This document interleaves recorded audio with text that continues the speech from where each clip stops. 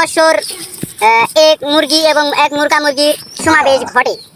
সেই সমাবেশে নির্বাচন করে শিয়াল মামা।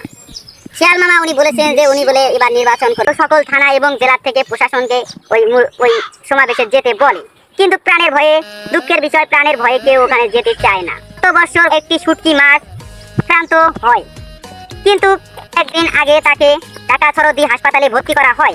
ডক্টর বলেছেন যে বলে কিছুদিনের মধ্যেই সে নাকি সুস্থ হতে পারে। এরই মধ্যে জানা গেছে যে বলে শুটকি মাছটি যদি না সুস্থ হয় তাহলে বিপদ হতে পারে।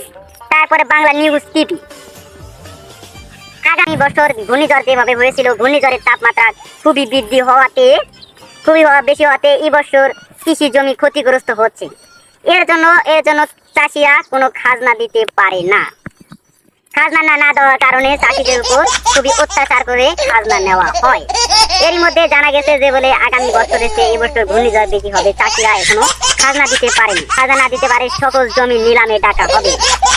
তো বন্ধুরা, আজকের ভিডিও কিরকম লাগলো তা কমেন্ট বক্সে জানাবেন। আর এরকম কত ভিডিও পেতে আমার চ্যানেলটাকে সাবস্ক্রাইব করে দিবেন এবং পাশে থাকা বেল আইকনটি অন করে দিবেন। তাহলে আজকের মতো বিদায়। আসসালামু আলাইকুম। আজকের ভিডিও কেমন লাগলো তা কমেন্ট বক্সে জানাতে ভুলবেন না। আর এরকম কৌতুক ভিডিও পেতে অবশ্যই চ্যানেলটাকে সাবস্ক্রাইব করে দেবেন এবং লাইক দিয়ে দেবেন। আর পরবর্তী ভিডিও পেতে অবশ্যই চ্যানেলটাকে সাবস্ক্রাইব করে দেবেন, লাইক দিয়ে দেবেন। আর পরবর্তী ভিডিও পেতে অবশ্যই নোটিফিকেশনটা অন করে রাখবেন। আর আজকের ভিডিওটা কীরকম কেমন লাগলো তা কমেন্ট বক্সে জানাতে ভুলবেন না। আর আজকে আমি এটা অনেক দিন যাবৎ ভিডিও বানাই না এরকম, সেই কারণ আপনাদের সেবা পাই না, আপনাদের সাবস্ক্রাইব, আপনারা লাইক করেন না। আর আপনারা হয়তো আমার কমেন্ট বক্সে জানিয়েছেন, তাও আমি দেখিনি। হ্যাঁ, আপনারা আমরা এই চ্যানেলটাকে অবশ্যই সাবস্ক্রাইব করে দেবেন, লাইক দিয়ে দেবেন।